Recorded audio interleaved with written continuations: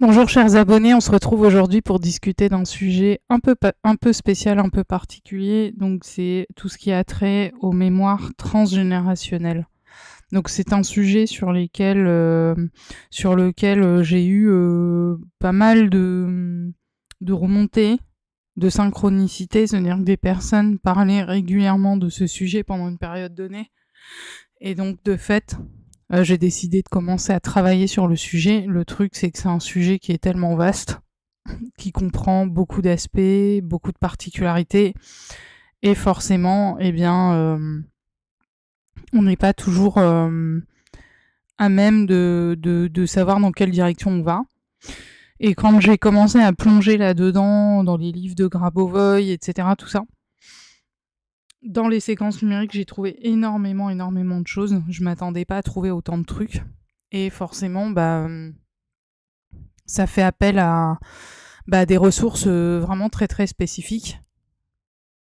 Et c'est un sujet qui revêt tellement d'aspects différents. Voilà, on va les énumérer. Mais voilà. Donc le pilotage écrit initialement est très très complet. Et donc forcément, c'est un pilotage complet qui est plutôt dans la catégorie premium, et ça je l'avais déjà annoncé. Mais en discutant avec un utilisateur et par rapport à mes propres expériences et vos propres expériences, c'est très bien des fois qu'on a besoin de niveaux d'information différents. C'est comme quand on conduit une voiture, on passe la première, la seconde, la troisième, la cinquième, mais parfois on a besoin de ralentir et de rétrograder, ou alors on a besoin de zoomer sur un passage spécifique pour travailler plus en profondeur cet aspect-là.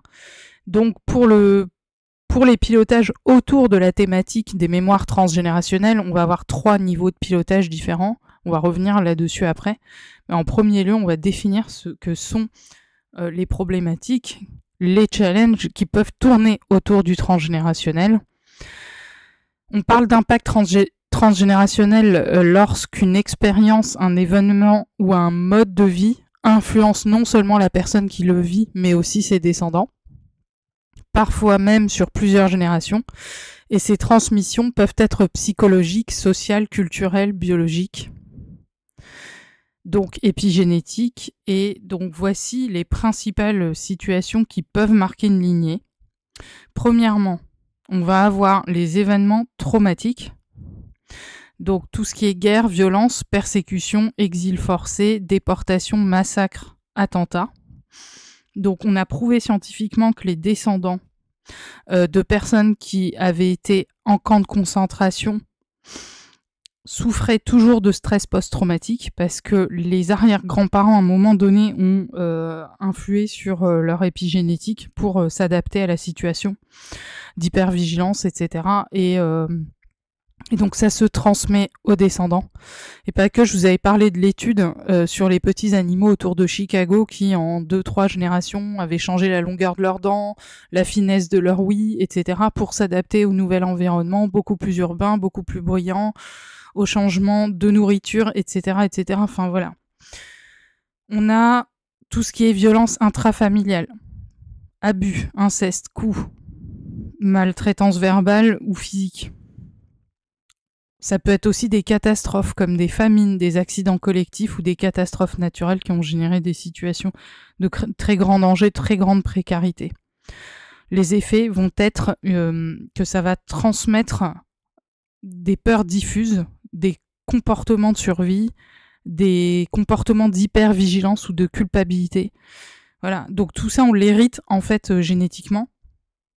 Et les aspects transgénérationnels, selon moi, voilà, ils revêtent plein d'aspects parce qu'au-delà de l'ADN, de la transcription même de l'ADN qui change, il y a de l'ordre de l'inné, mais de l'acquis, sachant que l'acquis va être aussi dans l'inné. Vous voyez, c'est un peu complexe, mais voilà.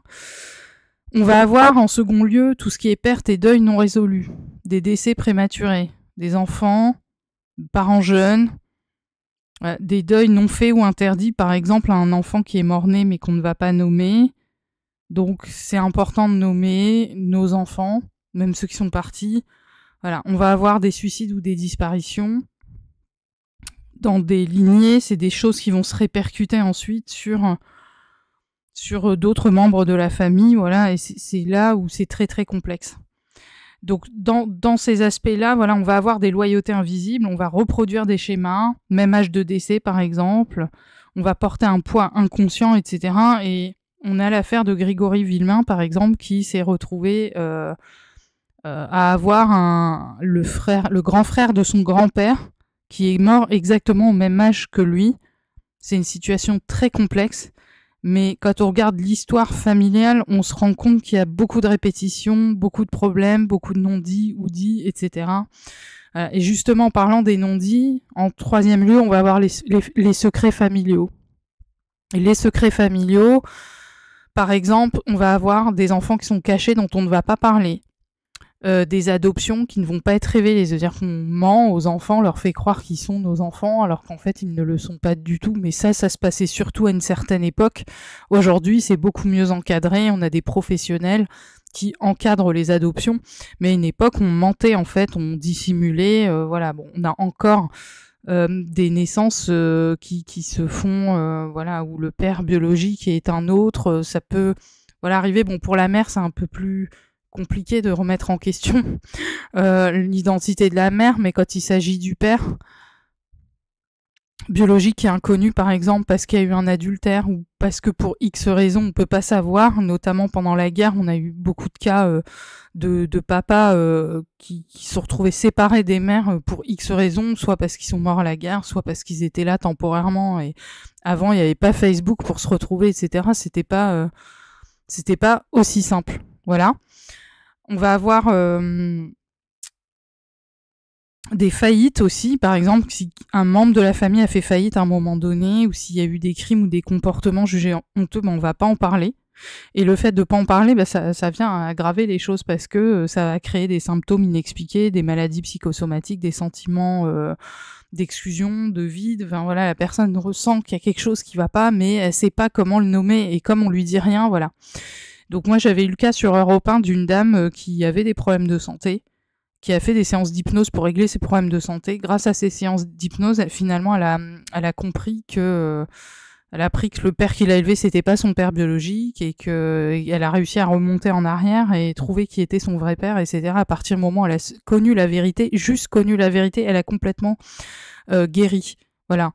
Et il y avait rien d'honteux là-dedans parce que sa mère avait été mariée une première fois, voilà, tout simplement. Donc c'était même pas un viol ou un truc, glauque quoi. C'était une femme qui s'était mariée d'un premier lit, point barre. Elle est partie, elle était enceinte de cette fille et elle a refait sa vie. Bref. Donc des cas multiples, on peut en avoir de plein de sortes différentes.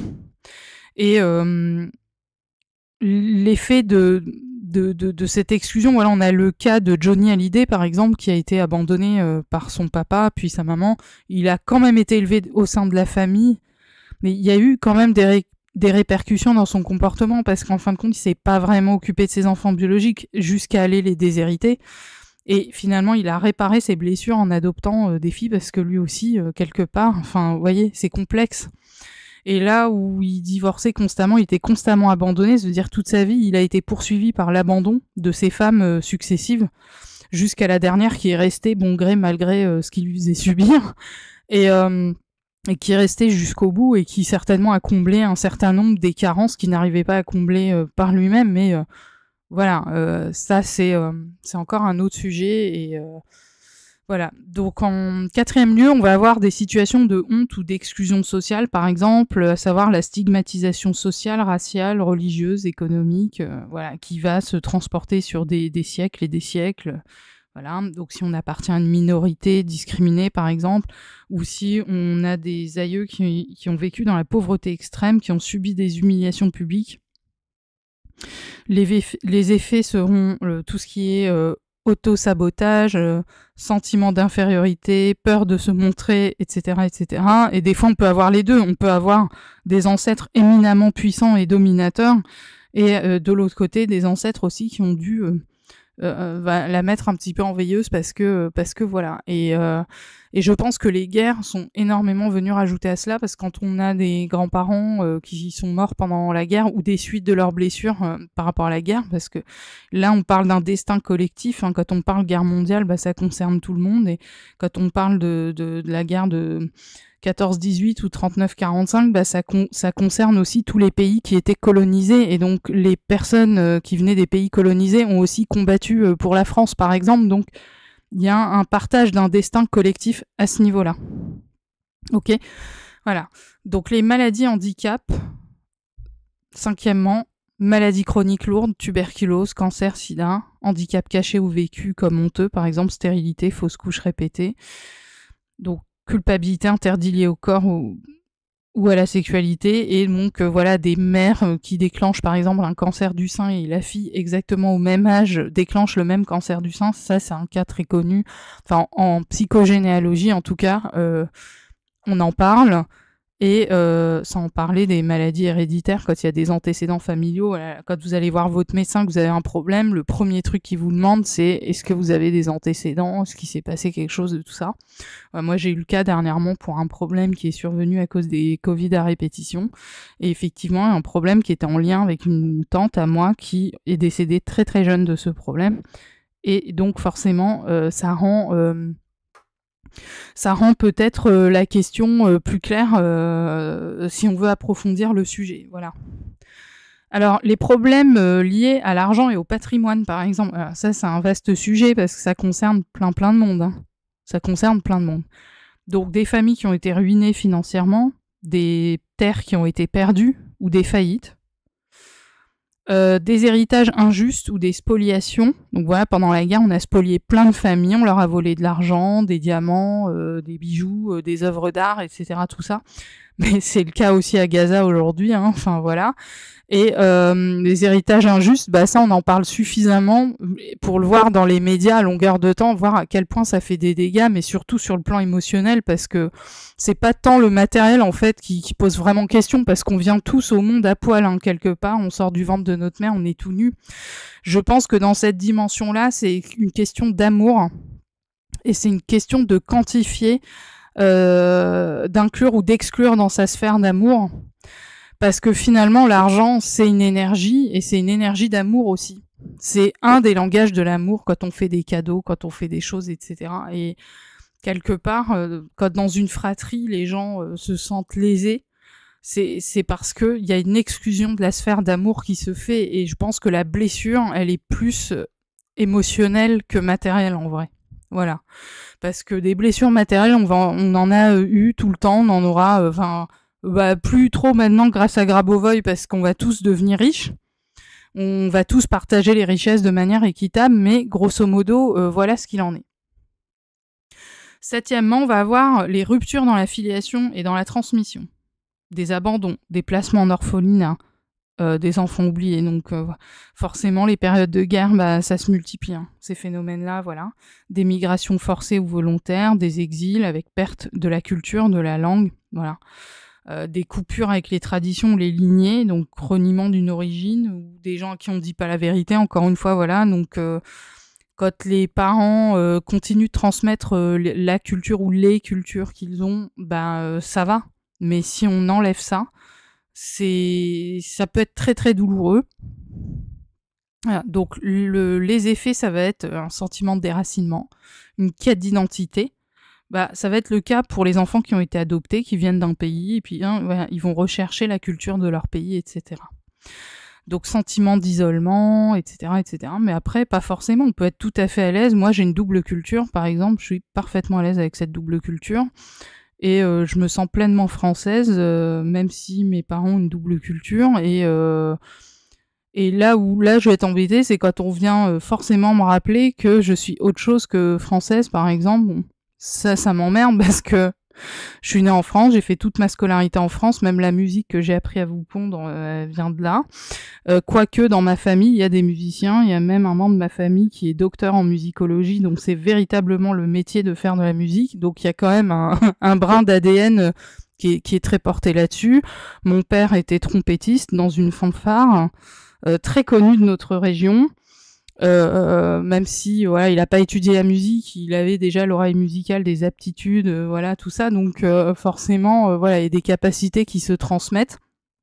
Cependant, on a quand même la culture du lieu où on est né, où on a vécu, où on a grandi, on a vécu toute sa vie. Et encore une fois, je dirais ça dépend de l'âge, parce que je pense que si on quitte un pays super tôt, c'est plus dur de maintenir. Voilà. Ça n'a pas les mêmes impacts. Je veux dire, si on a vécu dans un pays jusqu'à l'âge de 30 ans et si on est parti quand on avait 18 ou 19 ans, je pense que les effets sont pas toujours exactement les mêmes, mais effectivement, il va y avoir des phénomènes de nostalgie qui vont se mettre en place parfois.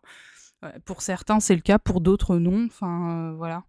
Donc, huitièmement, on va avoir tout ce qui est événements collectifs. Les événements collectifs, ça va être la colonisation, l'esclavage, l'apartheid, les révolutions, les changements de régime politique, les pandémies et les famines. Alors là, on parle de colonisation, donc c'est un sujet qui est toujours énormément d'actualité, hein, on le sait.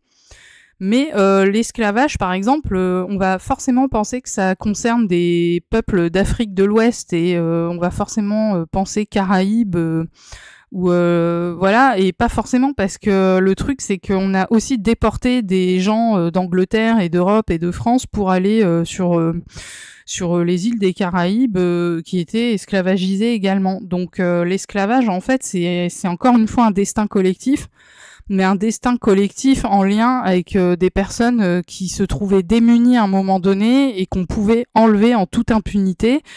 Et donc que ça soit en Afrique ou ailleurs ou en Europe, bah c'est toujours des personnes qui se faisaient kidnapper par des gens de leur propre peuple, entre guillemets, mais qui étaient plus forts, plus puissants, etc.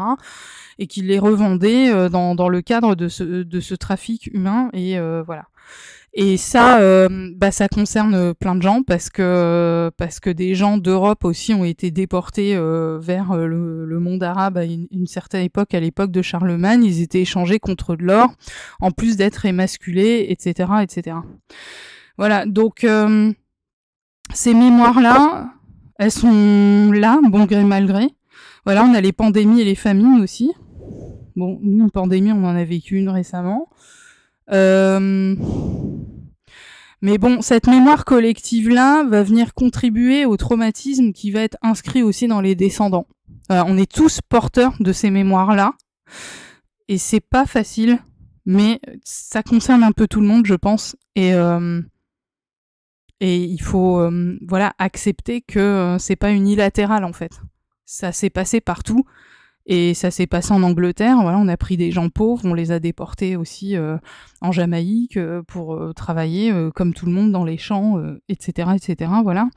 Mais on s'attaquait toujours aux personnes qui étaient faibles ou qui n'avaient plus de famille, qui étaient un peu livrées elles-mêmes ou qui souffraient de troubles mentaux. Ou, enfin, voilà. Et ça, si on fait la vision scope à 360 degrés, bah voilà, c'est la domination de certains humains sur d'autres humains. Et c'est pas non plus logique. Et les peuples qui ont subi ça, comme l'Irlande ou l'Afrique du Sud, qui est à l'origine de la plainte à la CPI pour la Palestine, on voit que les Irlandais sont aussi plutôt pro-Palestine, mais c'est parce qu'ils ont subi les mêmes maltraitances, en fait. Ils ont subi les famines, ils ont subi l'apartheid, ils ont subi l'exclusion. Ils ont déjà subi, donc ils sont dans leur mémoire collective. Il y a une empathie qui est extrêmement prononcée pour le peuple palestinien, parce que eux-mêmes ont traversé ces épisodes-là. Ensuite, on va avoir les schémas relationnels répétitifs. Bon, là, c'est pas un scoop, parce que ça existe partout, et ça existe encore de nos jours, hélas. Par exemple, les mariages forcés. Ou alors, les unions malheureuses répétées. On va répéter les schémas de nos aïeux. Hein. Donc s'il y a des couples qui ont été dysfonctionnels ou qu'il y a eu des schémas de comportement, même s'il y avait de l'amour ou pas, peu importe, voilà. On va avoir tendance à répéter des unions malheureuses et voilà. Les modèles de dépendance affective ou de violence conjugale aussi. Donc bon, je pense que ça relève de l'apprentissage comportemental déjà avec nos propres parents, nos grands-parents, enfin ceux qu'on a vus vivre devant nous, mais ça remonte des fois à très très loin et on va reproduire inconsciemment ces modèles familiaux destructeurs. Les transmissions épigénétiques, donc au-delà du psychologique, certaines expériences laissent une empreinte biologique et c'est attesté par des recherches scientifiques. surtout depuis que maintenant on est capable de travailler sur l'ADN et de comprendre des choses qu'on comprend pas encore complètement, mais il y a énormément de choses qui se révèlent. Donc ces empreintes biologiques, ça va passer par du stress chronique intense, l'exposition à la famine, par exemple, des études des enfants et petits-enfants de la famine hollandaise entre 44 et 45, exposition à certaines substances toxiques. Donc les effets, ça va être l'altération de l'expression génétique transmise sur plusieurs générations.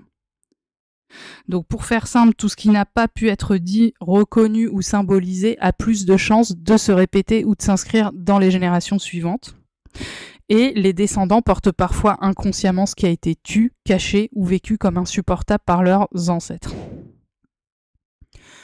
Voilà, donc je vais pas approfondir, on va approfondir un petit peu les mécanismes de transmission transgénérationnelle.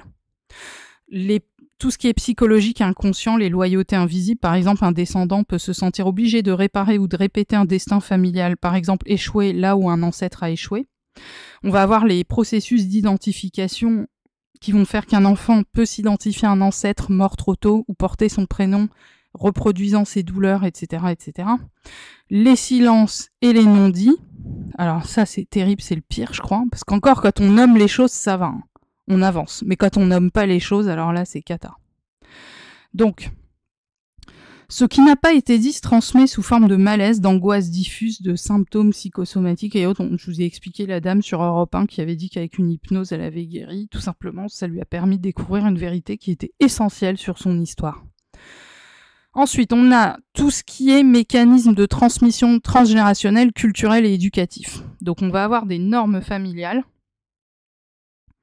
Chez nous, on ne divorce pas, les femmes doivent faire ceci, cela, les hommes ne pleurent pas, et trucs, et machin. Bon, les hommes, ils ont le droit de pleurer, et les femmes, elles font ce qu'elles peuvent et ce qu'elles veulent, et chez nous, on ne divorce pas, j'ai envie de dire, moi, dans ma culture, c'est comme ça, hein, c'est comme dans la culture catholique, on ne divorce jamais, même si on en a envie, c'est mort, sauf que...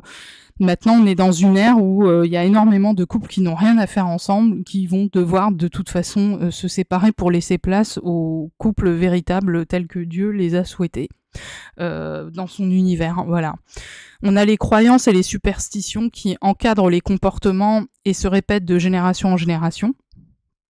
Des modèles éducatifs, par exemple, un style parental sévère, trop absent ou trop surprotecteur, qui reproduit sans remise en question. Je pense qu'on a tous vécu ça. Et se remettre en question, c'est une bonne partie du travail, mais c'est pas encore terminé. Parce qu'on voit bien que des fois, voilà, des personnes qui ont été extrêmement battues ou maltraitées vont être au contraire trop laxistes et les parents qui sont violents vont reproduire les violences et ainsi de suite. Donc voilà, comment on démêle tout ça pour mettre en place une nouvelle structure éducative saine et qui va dans la direction de la vie éternelle et harmonieuse. Voilà, hein, c'est ça l'objectif avec l'enseignement de Grigory Grabovoy. Ensuite, on a tout ce qui est biologique et épigénétique, donc le vécu de l'ancêtre famine, stress extrême, exposition aux guerres, ça laisse une trace biologique dans l'ADN sous forme de modification épigénétique, donc d'activation ou inhibition de certains gènes. Je vous renvoie à l'étude de l'université de Kyoto qui expose des cellules à des sons et qui voit ce qui se passe au niveau de l'ADN. Voilà, ces traces influencent la santé des descendants, donc plus grande vulnérabilité au stress, par exemple au diabète, ça a été le cas quand il y a eu la famine en Irlande.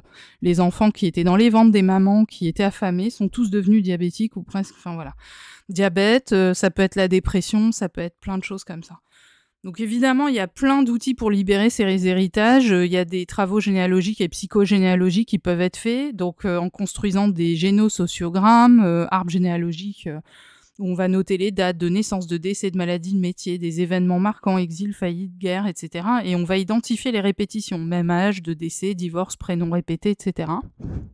Des constellations familiales, méthodes thérapeutiques qui se font en groupe ou de façon individuelle qui permettent de représenter symboliquement sa famille et de révéler les liens cachés ou les loyautés inconscientes. Bon, une fois qu'on les a identifiés, on sait où est-ce qu'on va aller mettre le clou pour travailler ça, voilà. Puis il y a d'autres approches thérapeutiques, thérapie transgénérationnelle, travailler sur les deuils inachevés, les secrets, les non-dits, le MDR, l'hypnose. Voilà, j'ai fait référence à l'hypnose plus haut. pour traiter des traumas inscrits dans le corps, thérapie narrative, réécrire l'histoire familiale de façon apaisée. On va avoir des rituels symboliques comme écrire une lettre à un ancêtre, la brûler, donner une place symbolique à un enfant mort-né oublié en lui donnant un prénom dans l'arbre, en le situant, en se remémorant son souvenir, etc. Donc créer des cérémonies familiales pour honorer un événement occulté, travail personnel, observer ses propres répétitions de vie, donc blocage financier, chèque amoureux, maladie récurrente, et se demander est-ce que c'est vraiment à moi ou est-ce que je suis en train de rejouer l'histoire de la lignée. Et pour parler de lignée, on a des ancêtres qui ont fait de sacrées conneries des fois, et des fois on est là aussi pour réparer. Et c'est l'objectif en fait là de cette démarche, de cette vidéo et de ces pilotages. C'est d'aller plus ou moins profondément dans l'arbre généalogique tel que vous pouvez le voir ici. Vous voyez, on a l'ADN, on a l'arbre tout court, et on a un arbre qui va très très loin en profondeur. Et voilà, et on va mettre en lumière, décider de couper consciemment les cycles via des rituels, un travail intérieur, des thérapies. Enfin bon, en gros, l'héritage transgénérationnel, c'est à la fois un poids et une ressource, puisqu'on hérite de comportements positifs, comme on peut hériter de comportements négatifs. Voilà, et donc on va comprendre et mettre en lumière ces transmissions pour alléger ce qui nous appartient pas et se reconnecter justement à la force de nos ancêtres et pas aux faiblesses. Voilà, et ils sont là. Voilà, moi j'en ai identifié certains grâce à des rêves que je ne connaissais pas. Voilà, et ils étaient là pour dire on est là, on te soutient, allez vas-y, go. Voilà, donc pour résumer, j'ai travaillé donc longuement sur ce sujet. Il est pas simple, je pense que ça va douiller parce que moi, en ce qui me concerne, le pilotage complexe, je suis pas sûre que je vais l'utiliser tout de suite maintenant parce qu'il y a tellement à faire dans les lignées, une en particulier, pour laquelle je sais que je suis vraiment là pour réparer plein de choses, celle du patrilignage, mais grosso modo, voilà, on a tous ça, et si on sait identifier les choses, après, on sait sur quoi il faut travailler, on sait quel pilotage on doit mettre en œuvre, etc., tout ça. Voilà. Et il faut se dire que c'est pas insolvable, que forcément, si on a connaissance des choses, c'est pour réussir à les dissoudre et faire le travail pour eux, parce qu'on a la capacité, avec l'enseignement de Grabovoi, d'agir sur le passé pour le modifier. Quand on modifie le passé, ça corrige le présent, ça corrige le futur, etc. C'est précisément l'objet des pilotages. Donc, en résumé, on a 3 niveaux de pilotage. Pareil, des petits prix accessibles à tous jusqu'aux prix les plus élevés. Mais voilà, vous pourriez passer votre temps à aller voir un thérapeute qui va vous prendre 200 € de l'heure et vous n'aurez pas des résultats aussi efficaces qu'avec les pilotages que vous avez là. Donc on va avoir en premier lieu un pilotage qui est déjà sorti, qui s'appelle Purification et évolution de l'ADN. Donc il prend en compte vraiment un travail en profondeur sur l'ADN. Vous l'avez compris, l'ADN est une ressource importante dans cette question-là, mais pas que, puisque le transgénérationnel revêt d'aspects psychologiques, comportementaux, etc., et pas juste lié à des événements extérieurs subis, c'est aussi l'environnement immédiat familial. Voilà. Donc là, on travaille sur tout ce qui est ADN, chromosome, noyau de la cellule, ARN, clairvoyance, pour justement anticiper les choses et aller vers la vie éternelle, et les mémoires génétiques transmises de génération en génération. Et on normalise par la même occasion le passé, le présent et l'avenir. Voilà.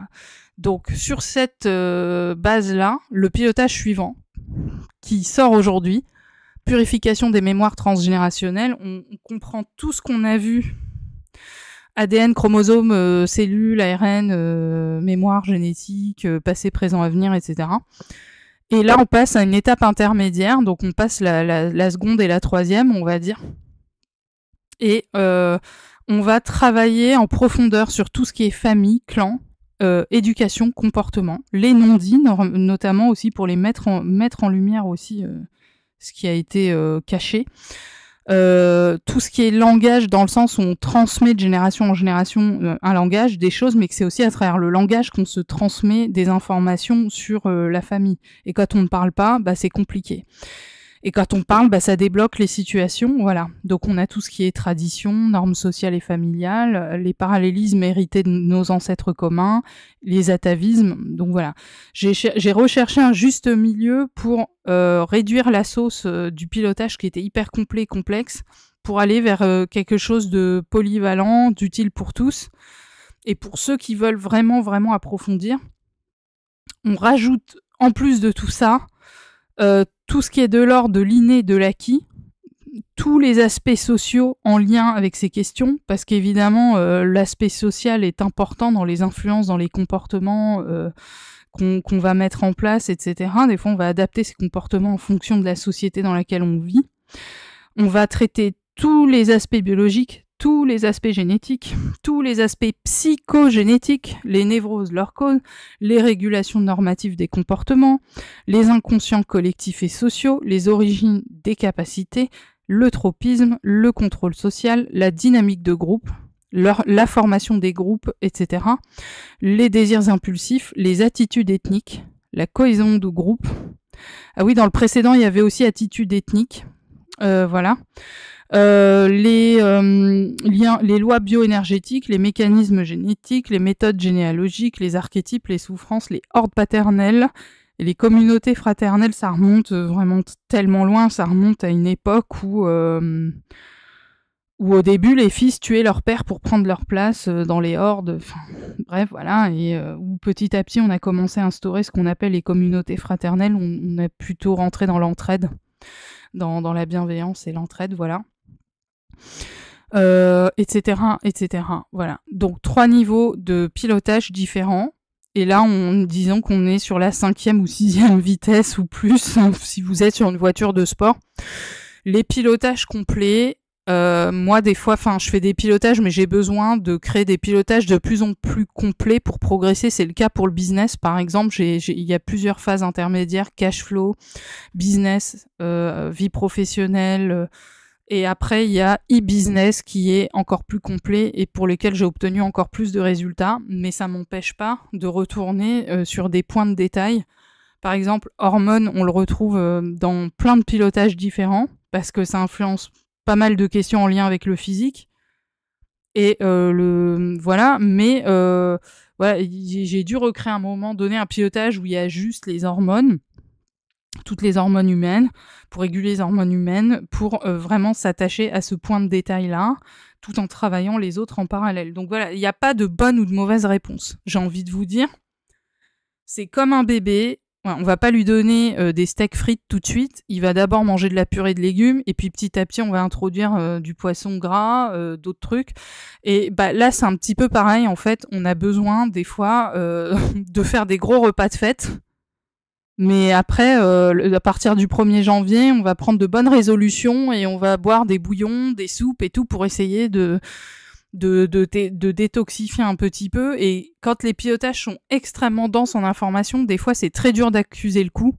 Et ça remue tellement que des fois on peut ne pas être bien. Voilà. Mais c'est parce qu'il y a des purifications qui sont en cours.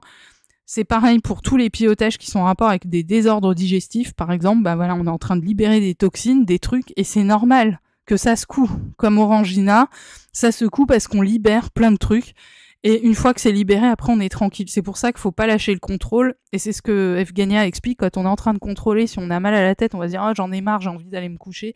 Non, faut maintenir le contrôle jusqu'au bout. Parce que quand on ressent des choses comme ça, c'est parce que des transformations sont en cours dans l'organisme et qu'il faut faire avec. Voilà. Donc voilà pour ces pilotages. Donc je pense que j'ai tout dit. Si vous avez des questions, vous avez le site internet qui heureusement est beaucoup mieux qu'avant. J'ai travaillé très dur pour le faire, mais il est mieux qu'avant en principe, vous aurez moins de questions. Vous poserez moins de questions et les choses seront plus claires pour tous ceux qui utilisent déjà des pilotages sonores, qui ont besoin de retrouver des informations en lien avec les pilotages qu'ils pratiquent. Ils peuvent retourner sur le site internet pour retourner voir les fiches tout simplement, pour avoir d'autres niveaux d'information si besoin. Et voilà, normalement l'ergonomie devrait être beaucoup plus simple, beaucoup plus allégée. Donc les 2 premiers pilotages sont prêts. Ils sont prêts à être utilisés immédiatement. Pour le 3e, je ne sais pas quand je vais le sortir, mais ceux qui sont volontaires pour le 3e, sachant qu'il va être vraiment dans les premiums, ceux qui préfèrent aller vers quelque chose de plus approfondi, ils peuvent me le dire s'ils en ont besoin avant. Comme ça, moi, comme d'hab, j'ordonnance ma production parce qu'à la fin, ça se bouscule et j'ai vraiment plein de pilotages à sortir et je vais plus les sortir systématiquement comme je vous l'ai expliqué, hein, mais il est possible quand même de les obtenir en les précommandant. Et comme ça, après, moi, je vous donne un délai de production raisonnable. Et une fois que c'est en ligne, vous pouvez l'utiliser assez rapidement. Voilà. Voilà pour cette partie. Je vous embrasse fort et je vous dis à très bientôt. Et puis j'espère que cette nouvelle série de pilotage va vraiment vous aider à avancer dans votre évolution. Parce que de toute façon, on en a tous besoin, comme pour tout le reste. Et sachez qu'il y a des pilotages qui peuvent apparemment se ressembler en apparence, mais non, ça travaille sur des portions de conscience complètement différentes. Et si on veut décupler l'efficacité, c'est bien aussi de varier un petit peu parfois. Voilà, parce qu'en travaillant sur des portions de conscience différentes, on débloque à chaque fois des petits trucs et tout. Donc pour ceux qui pensent par exemple que pour l'abondance, des fois on a des petits blocages qui reviennent, donc faut repiloter, machin, tout ça. Mais si vous pensez qu'il y a un lien avec le transgénérationnel, qui je pense est le cas pour à peu près tout le monde, moi en tout cas c'est mon cas, hein, nous on a été quelque part maudits parce que j'ai eu des ancêtres extrêmement riches qui ont exploité des gens et qui ont fait le mal qu'ils ont fait et qui au fur et à mesure des générations ont perdu des terres, ont perdu des avoirs, etc. Tout ça. Donc en fait, ça fait partie de la note, de la facture qu'il fallait payer pour ce qu'avaient fait nos prédécesseurs. C'est comme ça, donc on assume et puis on va jusqu'au bout de ce travail de nettoyage des lignées, voilà. Et donc pour chacun, on va avoir des aspects très différents. Mais ce qu'il y a, c'est qu'il faut lever le voile sur ce qui est caché pour aller taper dedans. Et il faut aller taper là où ça fait mal. Je le sais, c'est pas facile. Mais vous en êtes capable parce que vous êtes très très fort.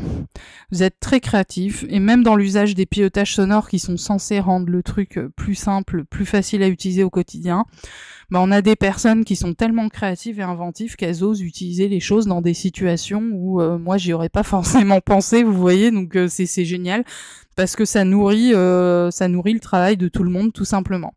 Voilà, donc sur ce, je vous souhaite une agréable soirée et je vous dis à très très vite.